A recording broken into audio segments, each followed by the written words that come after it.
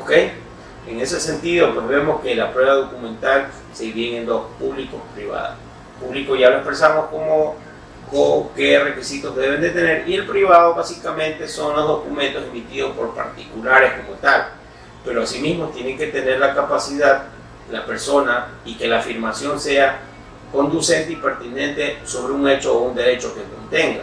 Ahora bien, la prueba privada como tal es una prueba que tiene que ser, aparte de conducente, tiene que ser pertinente a la situación. Bueno, si no, el día de mañana cualquier persona va a hacer una certificación, ¿sí?, a tratar de avalar algo y va a servir eso como prueba. No, la prueba tiene que ser conducente y pertinente, y además debe de ser ex ante. Esa prueba tiene que ser antes de presentar la demanda, ¿ok?, salvo que no conozca la situación para que pueda incorporarla como prueba nueva antes de la audiencia de juicio, que ya vamos a hablar un poquito más adelante.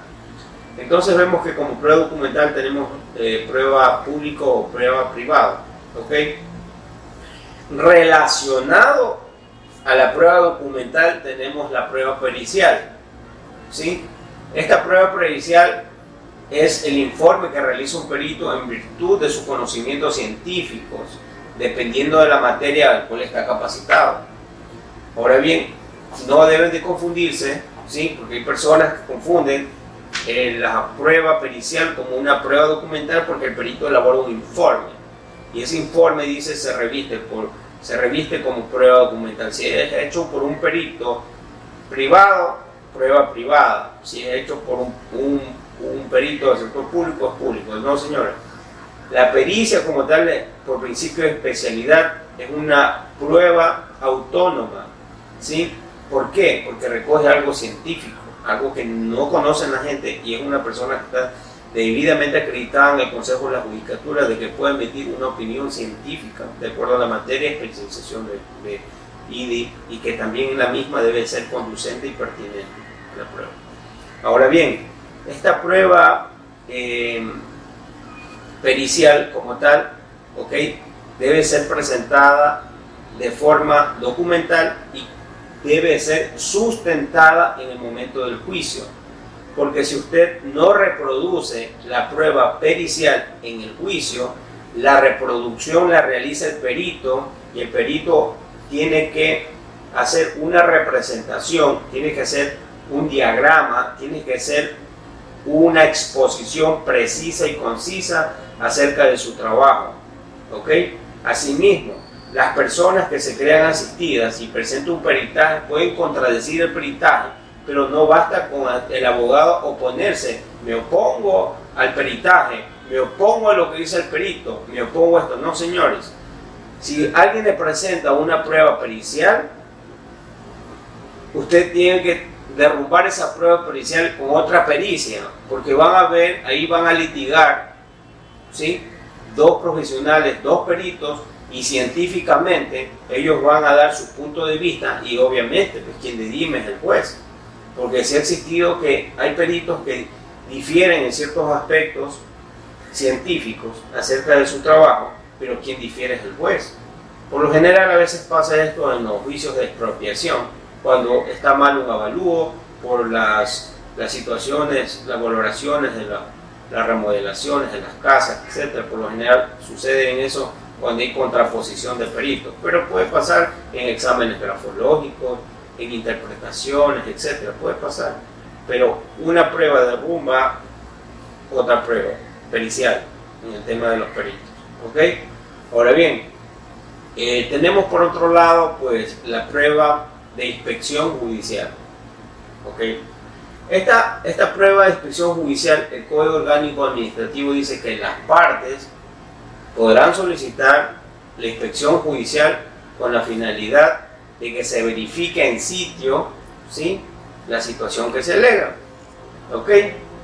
Y también dice la norma que el juez, para conocer la verdad, podrá solicitarla de oficio o puede ir de oficio. Entonces, este profesional del derecho no esté de acuerdo en que un juzgador, por la mal llamada de que tenga conocimiento más de los hechos, pueda de oficio pedir una inspección judicial. No. El principio dispositivo, señores abogados, deben de defenderlo. porque el principio dispositivo se establece de que toda petición debe realizarlo con estímulo de las partes. El juzgador que actúa de oficio viola el principio de imparcialidad. ¿Por qué? Más allá que el juez quiera conocer la verdad, más allá que sea un juicio de conocimiento, no señores, el juez tiene que juzgar y tiene que decidir a base de todos los elementos probatorios que las partes incorporaron al proceso. Si una de las partes no incorporó una prueba, lo siento señores, el juez solamente le toca como administrador de justicia valorar las pruebas puestas por las partes, emitir una sentencia debidamente motivada que sea pertinente a su decisión, fundamentando por principio de seguridad jurídica todas las normas en que se basa su decisión. Pero no un juez puede venir a actuar de oficio. Y aquí es un error del legislador, en el cual incorpora de que una inspección judicial puede realizarse de oficio. Es una locura. Ok, ojalá que en algún momento se haga la reforma y se establezca, porque solo el hecho que un juez dice de oficio quiere realizar una inspección judicial, estamos frente a dos circunstancias. La primera, viola el principio dispositivo, y la segunda, se vuelve inquisidor, porque el juez trata de hacer una especie de procedimiento inquisitorio para efectos de poder juzgar, y eso no es así.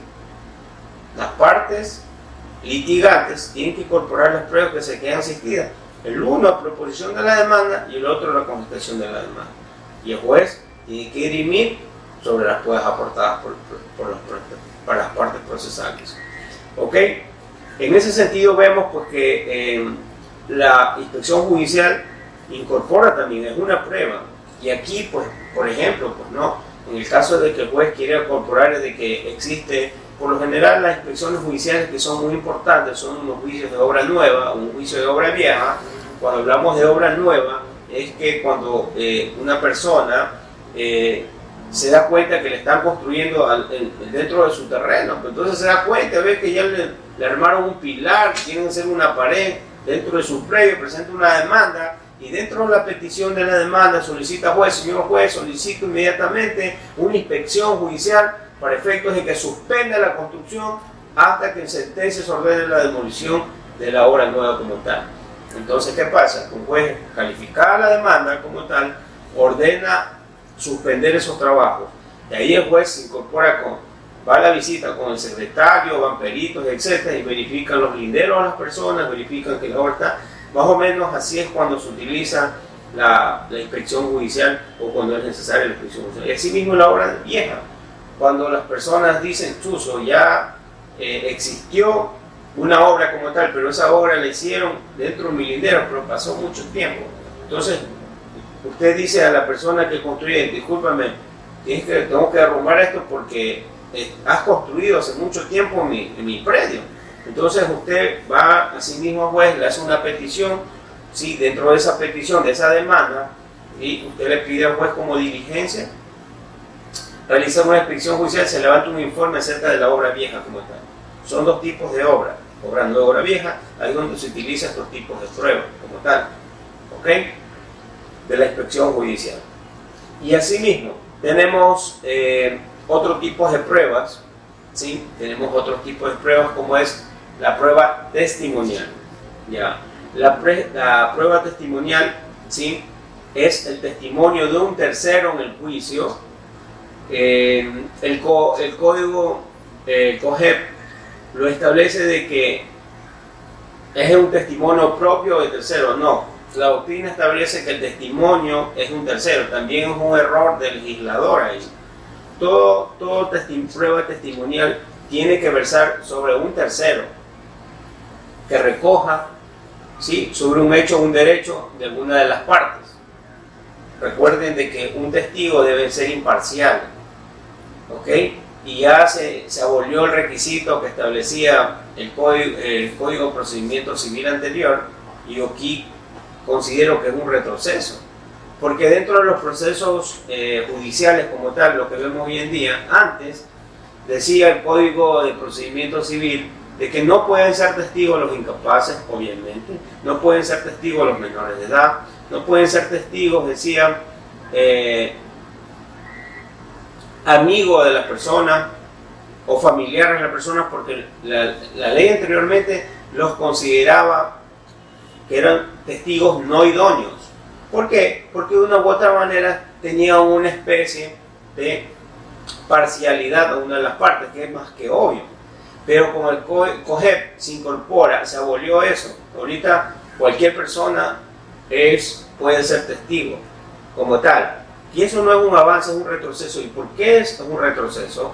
Porque normalmente dentro del ejercicio profesional me ha tocado de que hay personas que presentan demandas como tal y recogen de testigos a su hermana, a su primo, a su tío, a toda su familia. Entonces, doctrinariamente se vuelve ese testimonio inservible para un procedimiento. ¿Por qué? Porque está parcializado, ¿ya? Pero lamentablemente el legislador, sin tener conocimiento de que puede tener estos conflictos y que afectan el sistema procesal, ¿sí? Abolieron lo que establecía el Código de Procedimiento Civil, de que los amigos o familiares de los testigos y que sean parte del proceso no son idóneos. Por eso es que antes existía la figura de tachar los testigos, porque antes uno identificaba que el testigo era familiar o amigo o vecino de la persona, ¿sí? Y se podía identificar a un grado de parcialidad. Uno solicitaba al señor juez y le probaba, obviamente. Si el juez solicita que se declare, se tache los testigos, y los jueces aceptaban tachar los testigos, pero ahora no. Y esto se vuelve un problema al momento de juzgar, porque hay testigos que pueden ser falsos positivos.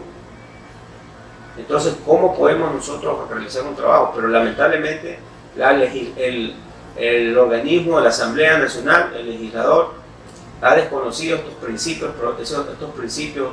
de prueba, de lo que debe de recoger una prueba testimonial y los principios de imparcialidad, etc.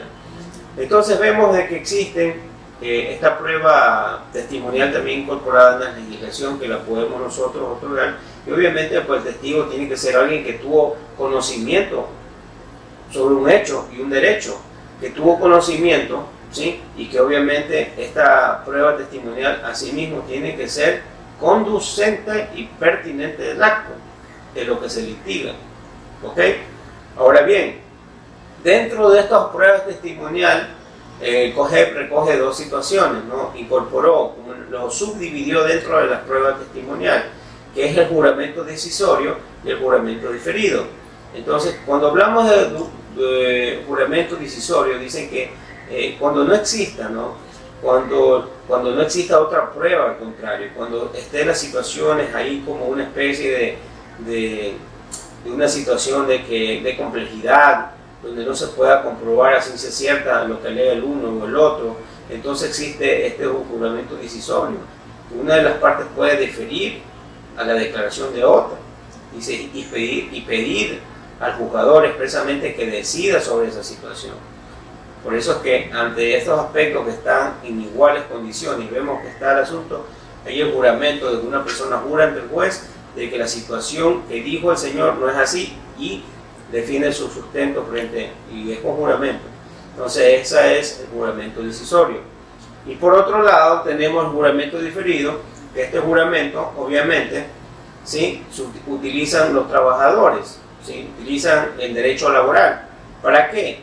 Para probar la antigüedad, para probar el cargo y la última remuneración, ¿sí? Y consecuentemente también para poder comprobar este juramento diferido sobre los préstamos, por un préstamo que se quiera realizar, que haya realizado cualquier persona. Pero también es incongruente, ¿sí? Este juramento diferido que dice que para incorporar las tasas de interés en unas personas que prestan. Ya, es una falencia también realizada por el legislador, porque, ¿sí? Quienes están facultados de acuerdo a la ley del sistema financiero, los únicos que pueden prestar dinero son los bancos. Pero aquí dice que la persona puede realizar un juramento, ¿sí? Deferido para devolución de préstamos.